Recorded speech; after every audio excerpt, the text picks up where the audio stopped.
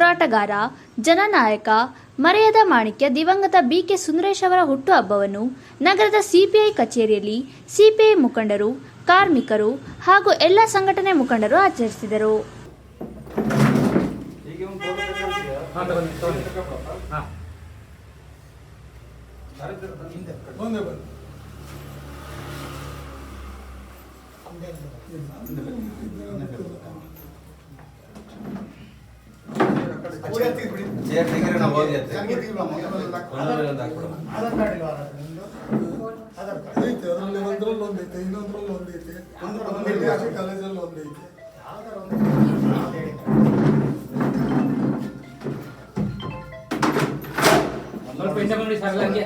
ಹಿರಿಯ ಹೋರಾಟಗಾರರಾದ ಎಚ್ ದೇವರಾಜ್ ಅವರು ಮಾತನಾಡಿ, ದಿವಂಗತ ಬಿ.ಕೆ. ಸುಂದರೇಶ್ ಅವರು ಕಾರ್ಮಿಕರ, ರೈತರ, ಬಡವರ ಹಾಗೂ ಎಲ್ಲ ಜನರ ನಾಯಕನಾಗಿ ಗುರುತಿಸಿಕೊಂಡಿದ್ದರು.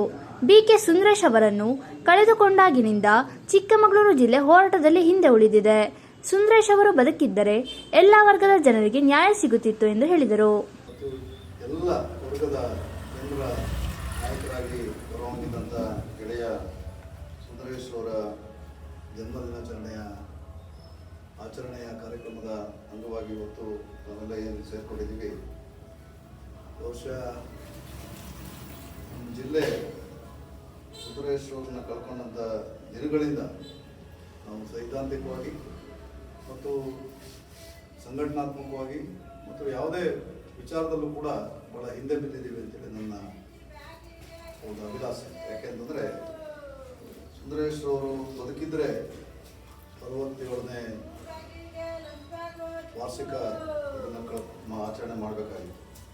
ಸುಂದರೇಶ್ ಒಬ್ಬ ಮಾನವೀಯ ಧರ್ಮವನ್ನು, ಮಾನವೀಯ ಮೌಲ್ಯವನ್ನು ಬದುಕದಲ್ಲಿ ಅಳವಡಿಸ್ಕೊಂಡಂಥ ಒಬ್ಬ ಮಹಾನ್ ನಾಯಕ ಅಂತ ಹೇಳಿದ್ರೆ ತಪ್ಪಾಗಲಿಕ್ಕಿಲ್ಲ. 30 ವರ್ಷ ಆಗಿದೆ ನೋಡಿ. 30 ವರ್ಷ ಆದರೂ ಕೂಡ ನಮ್ಮ ಜಿಲ್ಲೆಯಲ್ಲಿ ಅವರ ಹವಾ ಇವತ್ತು ಕೂಡ ಉಳ್ಕೊಂಡಿದೆ.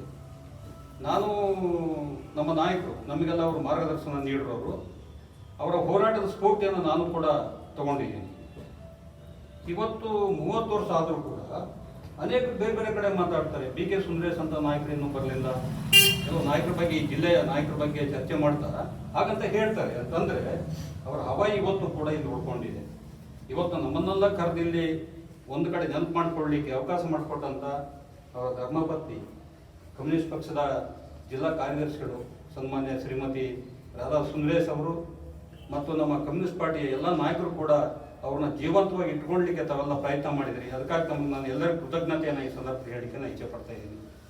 ಅವರು ನೊಂದ ಜನಕ್ಕೆ ಧ್ವನಿಯಾಗಿ ಹೋರಾಟ ಮಾಡ್ತಂಥದ್ದವರು, ತುಳಿತಕ್ಕೆ ಒಳಗಾದಂಥ ಜನರ ಬಗ್ಗೆ ಅವರು ಹೋರಾಟ ಮಾಡ್ತಿದ್ರು. ಆಗಂತೂ ನೀವು ಗೊತ್ತಿರ್ಬೋದು, ಪ್ಲಾಂಟೇಶನ್ ಏರಿಯಾದಲ್ಲಿ ತುಂಬಾ ತೊಂದರೆ ಕೊಡೋರು. ಕಾರ್ಮಿಕರಿಗಂತೂ ತುಂಬಾ ಈ ಬಿಡಿ ಈಗೆಲ್ಲವ ಏನು ತೊಂದರೆ ಇಲ್ಲ ಅದರದ್ದು. ಆಗ ತುಂಬಾ ತೊಂದರೆ ಕೊಡೋರು. ಆ ಹೋರಾಟ ನೋಡಿದರೆ ಆಗ ತುಂಬಾ ಹೋರಾಟ ಮಾಡೋರು. ಅವರು ನಾನು ಹೇಳಿದ್ನ ಕೆಲವು ಏರಿಯಾದಲ್ಲಿ ಅವರು ಬದುಕಿ ಬಂದಿದ್ದೇ ಹೆಚ್ಚು. ಯಾಕೆಂದ್ರೆ ಆ ವಿಷಯ ಅಲ್ಲಿ ಹೋದರೆ ಸುಂದರೇಶ್ ಅವ್ರಿಗೆ ಈಗ ಏನೋ ಮಾಡ್ತಾರೆ ಅನ್ನೋ ಒಂದು ಎಲ್ಲ ಇದಿತ್ತು ನಮಗೆ ಗೊತ್ತಾಗ್ತಾ ಇರೋದು.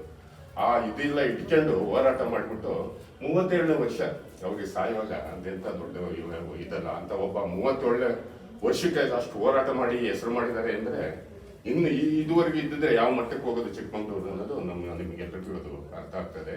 ಇಲ್ಲ ಆದ್ರೆ ಅವ್ರ ಹೆಸರು ಇವತ್ತವರೆಗೂ ಜನ ಹೇಳ್ತಾರೆ ಅಂದ್ರೆ ಅವರೊಂದು ಇಡೀ ಭಾರತ ದೇಶದ ಸರ್ವರಿಗೂ ಒಂದು ಅವಕಾಶ ಕೊಡ್ತಕ್ಕಂಥ ಒಂದು ಸಂವಿಧಾನದ ಕೊಟ್ಟೋದಂಥವ್ರು. ಹಾಗಾಗಿ ಅವ್ರ ಹೆಸರನ್ನ ಎಲ್ಲರೂ ಹೇಳ್ತಾ ಹೋಗ್ತಾರೆ. ಹಾಗೆ ಈ ಚಿಕ್ಕಮಗಳೂರಲ್ಲಿ ಜನ ಹೇಳ್ತಾರೋ ಬಿಡ್ತಾರೋ ಗೊತ್ತಿಲ್ಲ. ನಮಗಂತೂ ಅದೊಂದು ಕೊರಗಿದೆ. ಈಗ ಚಿಕ್ಕಮಗಳೂರು ಜಿಲ್ಲೆ ಒಳಗೆ, ಅದು ಚಿಕ್ಕಮಗಳೂರಿನಲ್ಲಿ ಪ್ರಮುಖವಾಗಿ ಇವತ್ತು ಜನ ಹೇಳೋದು ಸುಂದರೇಶ್ ಅಂತವ್ರು ಇರಬೇಕಾಗಿತ್ತು, ಗಂಗಯ್ಯನಂತವ್ರು ಇರಬೇಕಾಗಿತ್ತು. ಯಾಕೆಂದ್ರೆ ಅವ್ರಿಗೆ ಗಂಗಯ್ಯನವ್ರು ಭೂಮಿ ಹೋರಾಟ ಮಾಡಿದ್ರು, ಗಂಗಯ್ಯನವ್ರು ಸ್ವಂತ ಏನಾರ ಮಾಡಿರ. ಇವತ್ತು ನಾವು ಹಲವಾರು ಊರುಗಳಲ್ಲಿ, ತಾಲೂಕಲ್ಲಿ, ತರೀಕೆರೆ, ಚಿಕ್ಕಮಗಳೂರು ನಗರಗಳ ನಿರ್ಮಾಣ ಮಾಡಿದ್ರು. ಈಗೇನು ದಿಢೀರ್ ನಗರ ಅಂತ ಹೇಳ್ತಿರೋ ಅದು ನಮ್ಮ ಹೋರಾಟದಿಂದಲೇ ಬಂದಿತ್ತು. ಆದ್ರೆ ಗಾಳಿ ಪೂಜೆ ಹಲವಾರು ಹೆಸರು 100 ಕೊಡಬಲ್ಲೆ.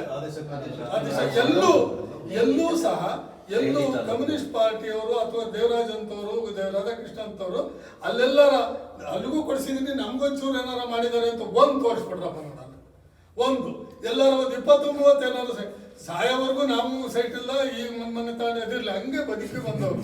ಜನಕ್ಕೋಸ್ಕರನೇ ಹೋರಾಟ ಮಾಡಿದ್ರು, ಜನಕ್ಕೋಸ್ಕರನೇ ಇದ್ರು. ನಮಗೇನು ಅಂತ ಹೇಳಿದ್ರೆ ಅವ್ರು ಅವ್ರ ಜೊತೆಗಿದ್ವಿ. 1 ವರ್ಷ ಆಯಿತು. 1 ವರ್ಷ ಸಂದರ್ಭದಲ್ಲಿ ಚುನಾವಣೆ ಆಯಿತು. ಚುನಾವಣೆಯಲ್ಲಿ ಕೇವಲ 638 ಓಟ್ಗಳಲ್ಲಿ ಅವರು ಸಗೀರ್ ಅಹಮದ್ ಅವರ ವಿರುದ್ಧ 682 ಓಟ್ಗಳಲ್ಲಿ ಡಿಫೀಟ್ ಆದರು. ಅದಾದ ನಂತರ ಆ ಸಾವು ಸಮೇತ ಯಾವ ಥರ ಸಾವು ಅಂತ ಹೇಳಿದ್ರೆ ಇದು ಸಾರ್ವಜನಿಕ ಸಾವು.